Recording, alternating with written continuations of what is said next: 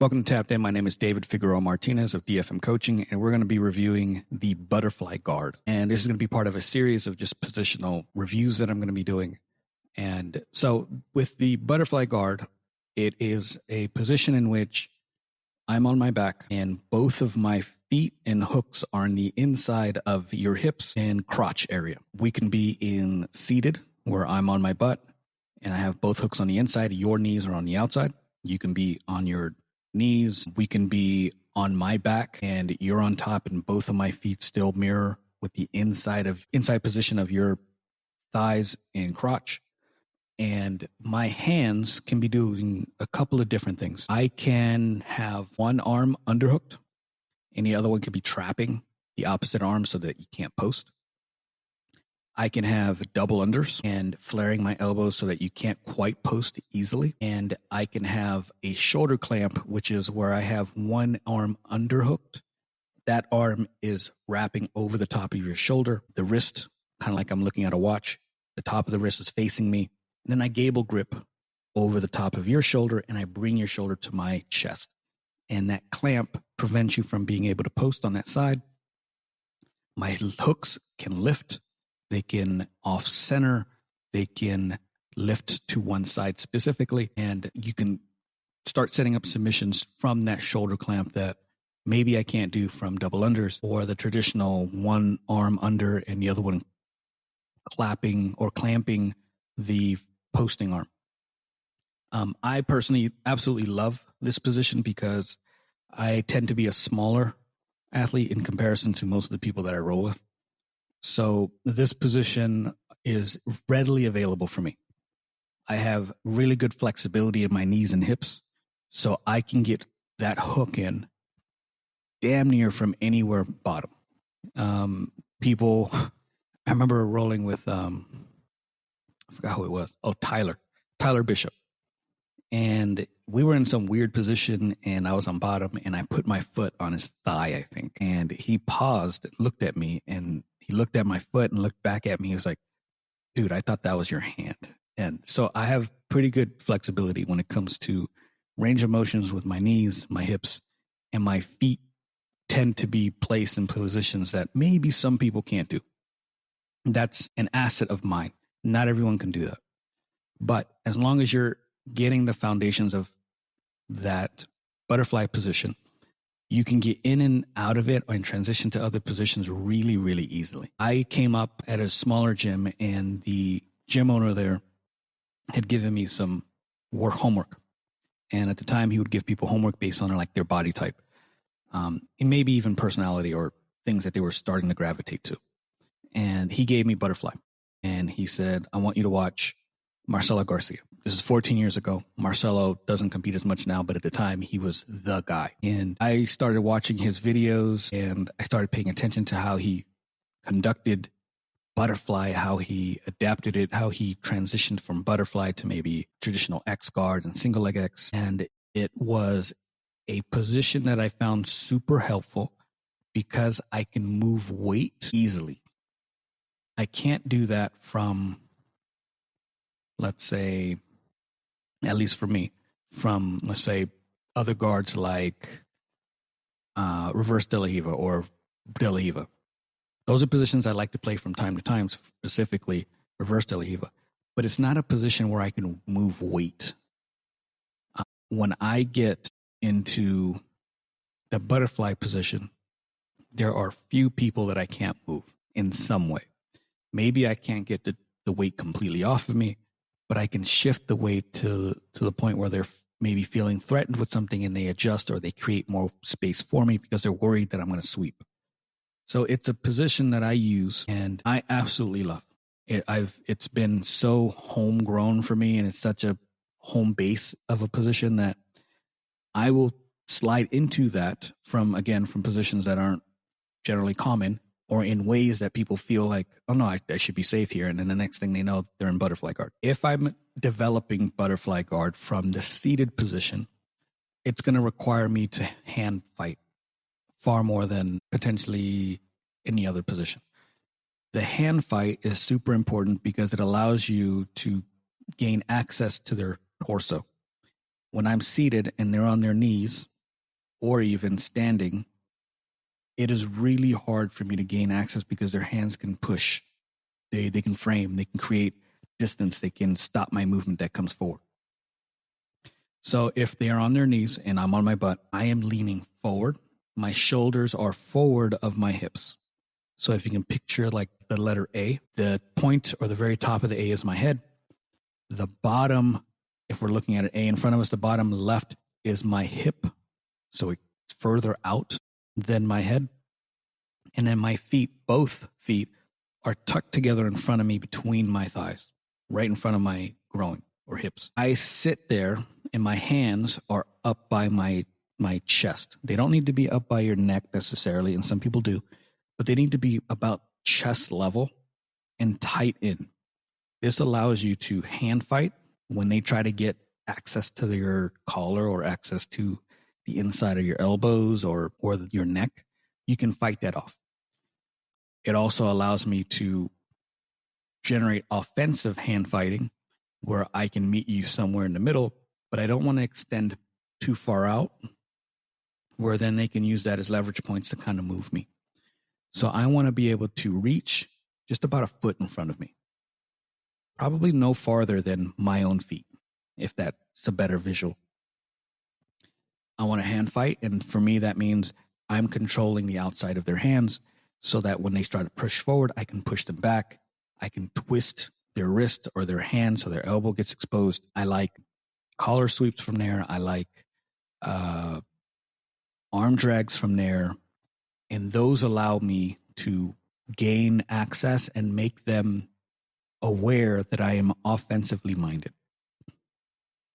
When I make the connection and I am allowed to come forward because I've beaten the hands, I do a host of different things. Again, you can get double unders and pull them on top of you, go to your back, and you can flip them. You can go one arm underhook and put your hand right around mid back, lower back. If you're in the gi, you can grab the belt. And then your free hand has to start wrapping over their bicep, tricep, elbow. And what I like to do is I suck that into the space between us, and I start to lift and fall to my side of that arm, and the opposite hook starts to lift. And as we roll to that side, I can go to mount, I can knee cut, go to side control. There's a bunch of things we can do, but just getting that movement is really important. What you do in that space is completely up to you. I don't think there's one that's better than another. I don't think that I would hold any one position as more effective. It's completely up to you. If you go the shoulder clamp route and I'm able to get my underhook side, again, over the shoulder, the outside of the wrist, like the way I would wear a watch, looking at me, I could look at that time, able grip my hands and then suck that shoulder into my chest. Super powerful position. It breaks down their posture. They're unable to create the space as well. And then we start falling to the side that I have the arm. I lift the opposite hook and we fall to the mat. And the beauty of that position for me is that I have already isolated the arm by the time I get to mount. So by the time I get to mount, now I can Americana, I can potentially straight arm lock, I can potentially do Kimuras. If they pull the arm in, I can do S-mount, start taking the arm bar, start taking the back. So it isolates so much and it puts them in such a danger zone that they might do something silly in order to get the arm back, which plays to your position. The strengths of butterfly hook, again, are that I can move a lot of weight. I can shift a lot of weight. I can make people, just by getting into position, if I'm super strong there, which is my go-to. But once you become threatening from that spot, some people will they'll want to give you more space. And that giving more space allows you to then sit up. And then you can start to hand fight again, because maybe you don't want to be on your back. Maybe you don't like fighting from your back. Just escaping and getting into the butterfly position, some people will just bail and they'll take a step back. And now you're out from underneath their weight and you can play maybe a game that you really want to play. It's great because it's so versatile. Gi, no gi, MMA, self-defense, does not matter. The butterfly position allows you to generate, again, a foundation where you can either pin them to your chest and they can't punch you. You can pin, let's say I have both arms underneath, I got like double unders, and I got a gable grip behind your back. It's really hard to punch from there. You can sweep, you can stand up, you can stand and put them on their back. It doesn't matter if it's gi, no gi, MMA, it's beautiful. Just for that alone, the act of moving weight and keeping yourself safe, there's so many strengths to that aspect alone. Additionally, you can switch if, let's say, like you start to sweep to your right and they post the leg. You can swim under the leg and go traditional double X guard. You can go to a single leg X. You can start to push them back. You can, once you push them back after they've posted their leg, you can go triangle. You can omoplata. It's a gateway to a bunch of different attacks from there. Maybe you don't want to play butterfly guard a ton, but you just want to use it as a lifting mechanism like forklifts and get to the position that you really want to get to. That's hugely beneficial.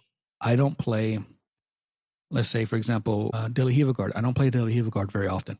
I play it as a bridge between other things that I want to actually get to. So all it acts is for me as a bridge. I don't have a rich game from there. I know things from there, but it's not my go-to. So when I find myself in a position, I just use it to move people in and get to what I want. You can use butterfly the same way. I recommend butterfly for skull, for tall, short, heavy, light. Anyone can use it. There are issues or maybe weaknesses in the position if you are tall versus a short person. It might be a little harder to get into. You may need to hip escape more to create the space that allows your legs to get into play. But once you're in the position, your legs versus them is hard to deal with. I had a guy who trained with us, purple belt, who was taller than me, and he used butterfly guard beautifully. But he had to find ways to get into the position a little differently than I would find them. For me, it's easy. I have shorter legs, and I have stubby legs like a troll. Like me and Marcelo Garcia have very similar builds. So I can get into those positions a lot easier. I can enjoy them a little bit more. He had to adapt certain things. But once he gets into the position, you do not want to be there. Some of the things that I find that people make mistakes when it comes to the position outside of just body type are, let's say we're in the sitting position and I have butterfly hooks and I have an under, whatever the position may be. I want to roll to my left or right. So when I start to fall, I start to lift on the opposite hook, and then it allows me to fall to my elbow, and then I fall to my shoulder. And we continue to lift, and then we go to mount or half guard or whatever the position may be, but I'm going to be on top. What we don't necessarily want to do is fall to our back and then lift. When we fall to our back, our opponent can adjust. At that point, they could drive their weight down. They can drive their hips down. It's not as beneficial. Now, the only position that I find that it does not matter is if I have the shoulder clamp. With the shoulder clamp, I can lift the chin up with my inside forearm and drive them to the side that I want to sweep on. It doesn't bother me as much. But if we're doing a traditional butterfly sweep, we don't want to go to our back. We don't want to angle ourselves to our back. We want to roll to the side and then lift. Another thing that I find is people who don't keep their feet active. Your feet have to be active literally the entire time. If I start to sweep and my sweeping or my hooking lifting leg, if that foot goes limp, they're sliding right off the hook and we're in half guard now. If I am in the seated position and my feet aren't actively trying to hook underneath, they can stand for a brief minute and then start to pass to the sides. My hooks are vitally important. I need them actively. Sometimes they're underneath the hips. Sometimes I put my foot on the hip. Sometimes I'm switching between the two. If an opponent starts to maybe walk to my right or left or make their way to, I'm hooking on the opposite leg. So there's a lot of hooking mechanisms that you just have to start getting comfortable with. And your feet have to be active. They can't be lazy. They can't be limp. They can't not be doing something. Let's see what else.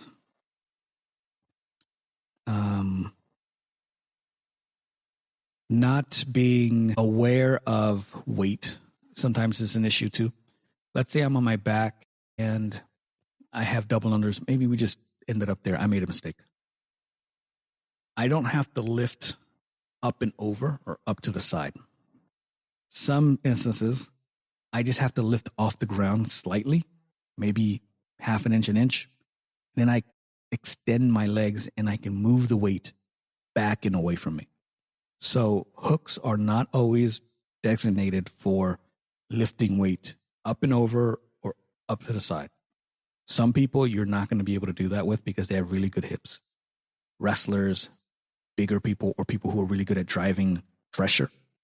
So sometimes you just get those active hooks, lift them just slightly off the mat, and extend your legs so that you can sit up.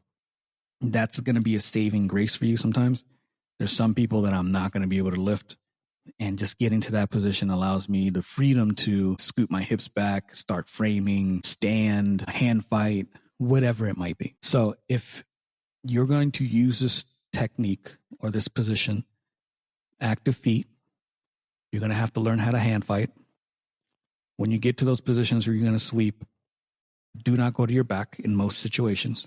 You want to go to your left or your right directly there, not kind of like halfway back and into the right, because if you go halfway back, they're going to flatten you out. You can get really creative with the position. There's a lot of arm bars and sneaky shit that you can do from these positions.